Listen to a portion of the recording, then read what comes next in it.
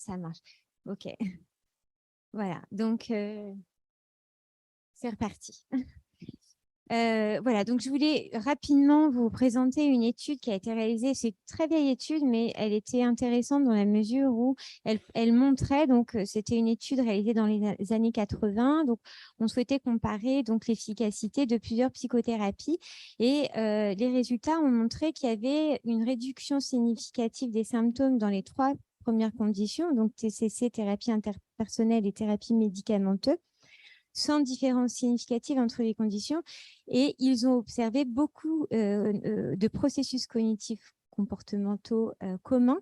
Et donc, je cite Yves de Roten, les théories divergent là où les pratiques se rejoignent. C'est-à-dire que finalement, les thérapeutes sont beaucoup plus créatifs que ce qu'on peut imaginer et que même si ils appartiennent à des obédiences théoriques, finalement, dans la réalité de la thérapie, ils s'adaptent à la singularité de leurs patients et donc ils utilisent des processus thérapeutiques communs. Donc, dans les variables étudiées qui pourraient expliquer l'efficacité des thérapies, donc l'alliance thérapeutique serait la plus prédictive, la qualité du thérapeute. On a des différences de pourcentage entre les études et les chercheurs. Et puis, la forme de la thérapie, finalement, serait assez faible, contrairement à ce qu'on peut, à ce qu'on a pu dire et ce qu'on peut imaginer. Ça ne veut pas dire qu'il ne faut pas avoir, je pense, un cadre interne théorique. Voilà, ça, il ne faut pas non plus l'oublier. Donc, dans les études qui ont essayé de regarder quel processus était responsable de l'efficacité des thérapies, on a trouvé que l'orientation théorique du thérapeute, le respect strict du protocole thérapeutique par le thérapeute ou l'adhésion du thérapeute à son protocole ne prédit pas les résultats. Et en revanche, on a trouvé que donc, certains thérapeutes ont systématiquement de meilleurs résultats que leurs confrères délivrant le même traitement. Lorsque les techniques, par exemple l'exposition, des sensibilisations, sont retirées des thérapies, les traitements semblent toujours rester aussi efficaces qu'ils ne l'étaient avec la technique. Ainsi, donc, proposer une thérapie fondée sur les preuves ne serait pas suffisant. Donc ça, c'était un peu pour introduire et dresser un peu le décor de ce paradigme des facteurs communs. Donc, dès lors, l'accent se porte sur la compréhension de cette efficience et sur l'identification de facteurs communs aux thérapies, telles l'alliance thérapeutique, qui serait donc prédictive de leur efficacité. Alors, jusqu'alors, le modèle médical était prépondérant, le patient présente un trouble et le thérapeute se fonde sur une orientation théorique et une théorie du changement pour expliquer l'origine et prescrire des actions thérapeutiques spécifiques. Ron Paul va proposer un métamodèle, le modèle contextuel, qui, donc, il n'est pas une alternative aux psychothérapies existantes, mais un modèle qui s'intéresse à comment les psychothérapies produisent des bénéfices. Donc, dans ce modèle contextuel, ce modèle, il contient 3 voies qui, donc, selon ce modèle, doivent toutes être utilisées lors de la psychothérapie, même si, selon les obédiences théoriques, certaines voies, et puis selon certaines psychothérapies, certaines voies seront utilisées plus préférentiellement. Donc, patients et thérapeutes donc, sont dans une relation de collaboration avec, à l'intérieur de cette relation, donc, confiance, compréhension et expertise. Et donc, les 3 voies, donc la première, c'est la création d'une relation réelle avec une appartenance, un lien social. La seconde voie, c'est la création d'une attente à travers l'explication. Donc ça, on le reprendra tout à l'heure, à travers l'explication du trouble et l'explication du traitement qui sera utilisé. Et puis, la troisième voie qui concerne les buts et les tâches, les actions thérapeutiques et les actions de santé pour donc, les résultats de la thérapie qui sont la réduction des symptômes et une meilleure qualité de vie. Donc, l'alliance thérapeutique est un concept central dans ce modèle contextuel. L'alliance thérapeutique, elle se définit par le lien affectif qui s'instaure entre le patient et le thérapeute, ainsi que par la collaboration entre les 2 partenaires, donc sur la définition des buts de la thérapie et des tâches que le patient devra effectuer pour parvenir à un changement. Et donc, ce qui est intéressant avec ce modèle contextuel qui apparaît peut-être un peu moins dans l'alliance, c'est avec une évaluation régulière des résultats avant, pendant et après la thérapie. Donc, on va reprendre, du coup, on va décrire finalement, on va s'attacher, hein, c'est ce que je voulais vraiment, je voulais insister sur finalement l'opérationnalisation de l'alliance parce qu'on en parle souvent, mais finalement, ça reste toujours un concept assez flou. Et comment on peut justement dans ce colloque-là sur le lien entre clinique et recherche, comment on peut aider les thérapeutes à améliorer et comment, en fait, ça veut dire quoi finalement travailler sur l'alliance thérapeutique. Donc, le lien affectif de l'alliance thérapeutique, donc cette relation patient-thérapeute, elle peut être authentique, empathique et chaleureuse.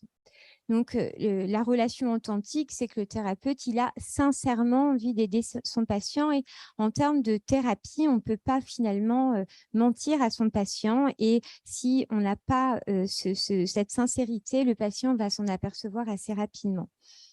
La relation est chaleureuse, le thérapeute est authentiquement sympathique, il est souriant, voilà, le thérapeute attend son patient. Et puis, le thérapeute est empathique, il est en capacité de comprendre l'expérience de tous ses patients, même ceux qui sont les plus vulnérables. Voilà, il va être également disponible pour son patient. Ça veut dire qu'il va, pendant la thérapie, revenir, essayer de ramener tout le temps son attention à ce que dit le patient et essayer d'éviter de partir dans des pensées extérieures. Hein. Ça, c'est finalement, je pense, aussi un apprentissage. Et le thérapeute reste serein et calme, il ne surréagit pas à ce que dit le patient, il ne s'angoisse pas devant l'anxiété du patient. Donc ça, c'est aussi, ça rejoint ce que disait notre collègue ce matin, c'est que, et puisque Slimane Djellali va nous parler tout à l'heure, c'est que le patient en psychothérapie fait l'expérience d'une relation nouvelle, inconnue jusque-lors, où finalement, il va pouvoir exprimer des choses pour peut-être la première fois de sa vie en étant écouté, sans être jugé, avec un thérapeute qui est à l'écoute, disponible et calme. Alors, le pouvoir de guérison d'une relation empathique ne doit pas être sous-estimé. Donc, ça, ce n'est pas mon travail. Hein. Il y a des neuropsychologues qui s'en occupent. Mais il faut savoir que donc, les individus dans des relations de bonne qualité vont bénéficier d'effets régulateurs plus importants sur le système neuronal impliqué dans les émotions négatives, comme par exemple une perception plus basse de la douleur. L'alliance thérapeutique va également participer à l'émergence d'une neuroception sécure, ce qui va aussi, cette neuroception sécure, permettre de favoriser l'acquisition de nouveaux conditionnements positifs via l'extinction de conditionnements négatifs. Donc, vous vous rappelez l'alliance, on a la relation affective et puis on a également cette relation de collaboration. Donc, patients et thérapeutes ont des rôles distincts dans la thérapie. Les patients ont un problème, une plainte, un trouble et les thérapeutes sont dans une position de guérisseur, fournissant un soin, un traitement. Et ce rapport collaboratif, il va nécessiter à ce que patients et thérapeutes s'engagent dans une responsabilité spécifique et la relation est mise au service de ce travail thérapeutique commun. Et donc, patients et thérapeutes vont dépasser les composantes relationnelles qui arrivent dans toute relation, hein, comme la méfiance, la confiance, l'hostilité, voire la séduction, pour parvenir à travailler donc sur ces objectifs thérapeutiques.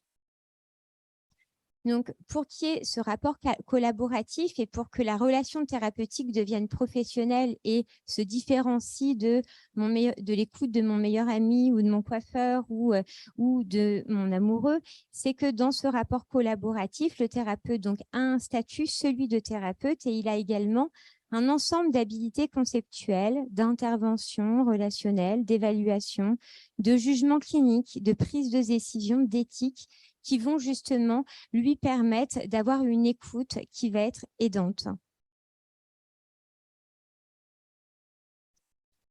Donc, patients et thérapeutes travaillent tous les deux dans une relation de collaboration et ils vont négocier des objectifs et des tâches pour atteindre ces buts. Donc, les patients viennent souvent en thérapie avec une connaissance insuffisante de leurs troubles, Parfois, ils sont également dans le déni ou l'évitement. Et donc, il va y avoir un travail de codéfinition des objectifs de la thérapie qui passe par l'évaluation, qui passe aussi par la confiance que le patient va progressivement mettre en la thérapie. Et le thérapeute va également faire un travail de psychoéducation sur le trouble. Il va expliquer au patient le trouble qu'il a. Et cette psychoéducation sur le trouble, elle redonne au patient l'espoir qu'il existe des techniques qui vont conduire à une amélioration. Donc ça, je voulais aussi mettre le curseur là-dessus, c'est que finalement, donc cette codéfinition des objectifs, non seulement elle rend le patient finalement un peu co-thérapeute et elle le remet dans une position de contrôle vis-à-vis de son trouble, et puis elle lui redonne de l'espoir et une intention de guérison. Donc cet espoir offre au patient un engagement, une entrée dans le processus de guérison. Les thérapeutes, donc là, il y a également une collaboration sur les tâches. Les thérapeutes élaborent avec leurs patients donc un plan de psychothérapie et le thérapeute va proposer des tâches. Et là c'est de la même façon, le thérapeute doit expliquer, faire une psychoéducation sur les tâches pour aider le patient à les comprendre et à s'y engager. Ça nous arrive, moi ça m'arrive régulièrement, finalement d'arrêter une tâche parce que le patient n'a pas du tout envie de fermer les yeux. Donc la méditation, on oublie, l'exposition, on oublie et on va s'ajuster finalement à chaque fois à notre patient avec le panel de techniques qu'on peut avoir. Donc les patients, ils vont assimiler les tâches qu'ils doivent réaliser pour atteindre leurs objectifs. On va également avoir des caractéristiques du thérapeute et du patient qui vont exercer une influence sur ce niveau d'alliance et sur le devenir de la thérapie. Donc, on a tout à l'heure défini ce que c'était finalement la relation affective. Donc, du coup, j'ai déjà un peu amené des qualités de ces thérapeutes efficaces. Donc, ce seraient des thérapeutes qui réussiraient à établir une alliance de qualité avec un éventail de patients. Ce sont des thérapeutes qui sont dans une aisance verbale, c'est-à-dire qu'ils sont capables de communiquer clairement et succinctement à leurs patients. Par exemple, les objectifs de thérapie, ils sont chaleureux, empathiques. Ils ont une présence thérapeutique de qualité. Ça, on l'a vu tout à l'heure avec la réponse responsiveness, la réponse sensible, ajustée au plus près de l'expérience subjective du patient. Ce sont également des thérapeutes qui ont une intention de guérison, qui ont un espoir, des attentes positives. Je pense que sans cet espoir, on ne peut pas imaginer pouvoir aider un patient. Ils sont habiles dans l'usage des techniques et même si on n'arrête pas de dire que le modèle théorique compte peu dans l'efficacité des thérapies, je pense que c'est fondamental que les thérapeutes aient un cadre interne et un cadre théorique pour penser. C'est un cadre qui permet d'arriver à la guérison. Il y en a plusieurs. Il n'y a pas forcément le même chemin pour tout le monde, mais en tout cas, il est important que ces thérapeutes soient formés et habiles. Ce sont des thérapeutes qui font l'usage de l'humour. Alors attention, il y a des patients qui vont peut-être où il faudra être précautionneux parce que tout le monde n'est pas en capacité d'avoir de l'humour quand on est déprimé. Et puis, ce sont surtout des thérapeutes qui sont engagés dans une pratique de supervision. On l'a déjà dit aussi au cours du congrès, mais pour comprendre ce qui se passe avec leurs patients, réguler leurs propres états émotionnels et développer leur réflexivité en action. Ce sont, pour résumer, des thérapeutes flexibles donc qui vont s'ajuster à la singularité du patient. Les thérapeutes qui suivent à la lettre un protocole, ils n'obtiennent pas de meilleurs résultats. Et donc, il y a, moi je dis, un art de la thérapie, il y a une créativité dans la thérapie.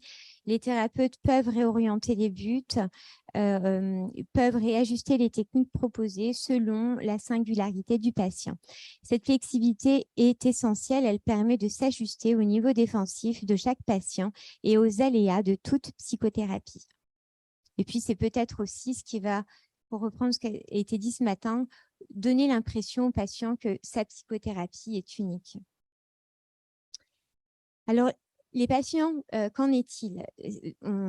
Les études qui évaluent les caractéristiques des patients nous disent tout un tas de qualités pour que les patients puissent former une alliance de qualité. Ce sont des patients qui ont des attentes positives face à l'évolution thérapeutique. Ils ont un engagement, une implication, des capacités d'insight assertives, un style d'attachement sécure. Et les autres. Donc, du coup, qu'est-ce qu'on fait de tous nos patients? Parce qu'en fait, nos patients, ils ne sont pas comme ça. Eh bien, en fait, nos patients, oui, c'est mieux. Nos patients, ils ont aussi parfois un attachement insécure, une vulnérabilité marquée, des défenses rigides. Et évidemment, ils peuvent avoir des difficultés à s'engager dans une alliance de qualité. Finalement, ce n'est pas tant la contribution du patient, mais celle du thérapeute à l'alliance qui permettrait de prédire les résultats. Certains thérapeutes forment des alliances solides avec un éventail de patients, même les plus vulnérables. Certains thérapeutes ajustent le type de relation en fonction du contexte, en fonction du type de trouble et selon les âges de la vie, on ne s'adressera pas de la même manière.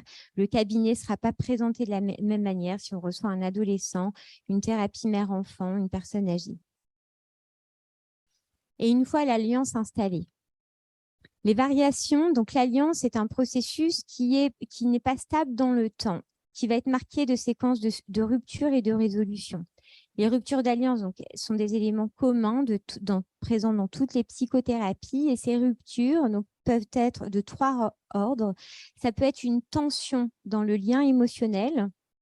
Donc, ça peut être lié à une absence d'empathie du thérapeute, à un attachement insécure du patient, une absence de désir de changement qui amène de la tension dans la relation. Ça peut être un désaccord sur les objectifs thérapeutiques si le thérapeute va délivrer une hypothèse étiologique sur le trouble et le patient n'est pas prêt à l'entendre. Ça peut être lorsque le patient vient se livrer sur un élément qu'il avait masqué jusqu'alors, ou ça peut être un manque de collaboration sur les tâches. Si on expose par exemple trop tôt un patient à une situation phobique alors qu'il n'est pas prêt. Selon Safran et Muran, l'alliance est un processus continu de négociation intersubjective. Et finalement, c'est par la restauration des ruptures que le changement thérapeutique du patient se fait. Lorsque l'alliance ne varie pas, les changements thérapeutiques sont faibles et l'habilité clinique du thérapeute va être d'évaluer finalement à quel moment de la thérapie le patient est prêt à entendre un diagnostic, une interprétation ou est en mesure de s'exposer à une situation. Donc, les ruptures d'alliance, donc elles accompagnent le changement en restaurant les schémas relationnels dysfonctionnels. Donc, cette phase, elle nécessite également la collaboration du patient et du thérapeute. Donc, il y a trois approches. Le thérapeute peut métacommuniquer sur les impasses et les ruptures. On l'a dit hier, parfois les patients ne peuvent pas, on ne peut pas confronter directement le patient à un indice de rupture. Donc, dans ces cas-là, le thérapeute doit se réajuster ou alors le thérapeute peut faire également un travail sur la direction thérapeutique et retravailler sur les buts et les tâches de la thérapie. Donc, en conclusion, l'Alliance thérapeutique propose un nouveau paradigme des facteurs communs. Une alliance thérapeutique de qualité augmente l'engagement du patient dans la thérapie, ses espoirs de guérison et assure un espace de sécurité pour accompagner les tensions émotionnelles et les angoisses liées au changement chez le patient. Voilà, je vous remercie.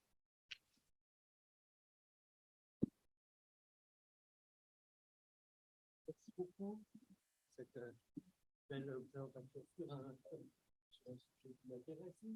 Je vais une nouvelle fois le gardien du temps, puisqu'au fond, c'est vrai que c'était l'association que je faisais avec votre présentation. Vous nous avez introduit en prison et tout d'un coup, moi, j'étais plus tellement le prisonnier. Je me suis dit, mais au fond, moi, je suis le gardien là-dedans. Donc, c'est pas forcément ce que je préfère. Mais enfin bon, voilà. Donc, juste s'il y a des questions, des commentaires.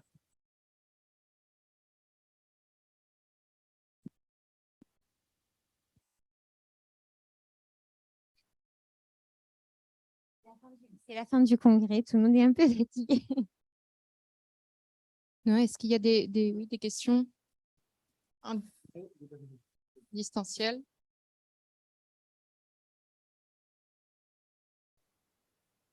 Merci pour votre présentation. Je m'étais questionnée, mais ça rejoint un questionnement que j'avais hier aussi par rapport au rôle du cadre théorique ou de l'approche du thérapeute.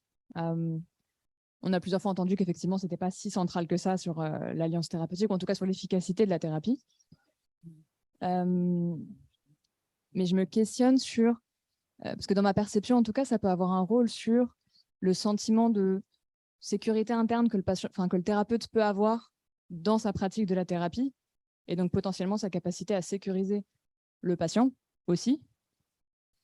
Et j'avais fait un autre lien, mais que j'ai oublié, par rapport à l'utilité de l'approche thérapeutique. Oui, que le fait qu'il y ait une alliance de qualité va peut-être résulter, je suis désolée, j'essaie de raccrocher les wagons, va peut-être résulter du fait que le thérapeute arrive à adapter ses connaissances théoriques, ses outils techniques aux patients et au moment de la thérapie. Donc peut-être que l'approche et les techniques viennent dans un second temps, mais jouent quand même dans l'efficacité thérapeutique. Je ne sais pas ce que vous en pensez. Oui, en fait, j'espère l'avoir vraiment souligné parce que ça me semble important, effectivement. Et puis, on passe notre vie à former des psychologues et on les incite à se former à une approche théorique. Donc oui, c'est très important que le thérapeute soit outillé, formé, qu'il ait un cadre théorique, un cadre interne solide. Mais on a vu, donc j'ai été très vite parce que, en fait, dans la recherche sur l'efficacité des thérapies, on a eu 4 grandes étapes. Donc, une phase de légitimation, est-ce que les psychothérapies sont efficaces? On a eu une seconde phase qui est une phase de compétition. Quelle thérapie est la plus efficace entre les TCC et la psychanalyse? Ça, on a aussi dépassé ça pour arriver sur une phase de prescription. Quel type de thérapie est la plus efficace en fonction du type de trouble du patient?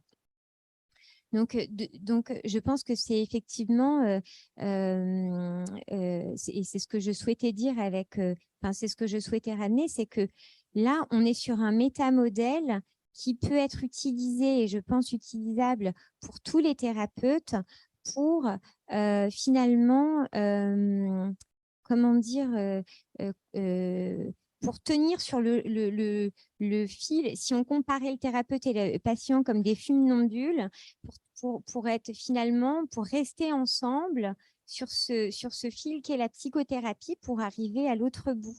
Mais effectivement, les techniques, le modèle du thérapeute sont quand même fondamentales. Mais il n'y a pas forcément de modèle prépondérant par rapport à un autre. Je pense que c'est ça qu'on est en train de dire dans ce colloque, c'est que on a différents types de patients. Pour l'instant, on est à tel état de la connaissance. On a vu que les thérapies, elles évoluent et qu'une thérapie qui n'évolue pas, eh bien, c'est une thérapie qui est vouée à mourir. Donc, il faut que les thérapies évoluent, que nos connaissances évoluent. Donc, tout ça, ça évoluera toujours. Par contre, il y a des choses qui sont un peu méta, qui concernent la relation affective, etc.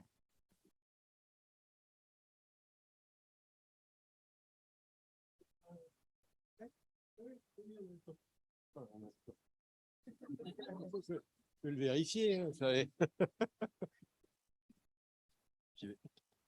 Merci Anne pour votre présentation.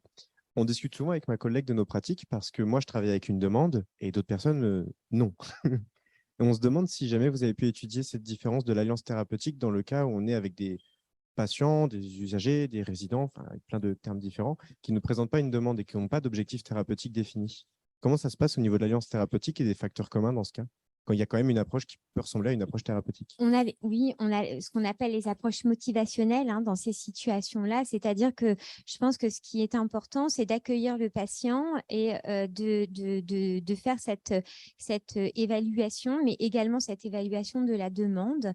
Et si on a un patient qui, pour l'instant, n'a pas de demande, eh bien, je pense qu'on peut lui proposer un espace de soutien, un espace d'écoute dans lequel on va venir utiliser des outils du coup de l'analyse motivationnelle pour tout simplement voir s'il y a une demande qui émerge.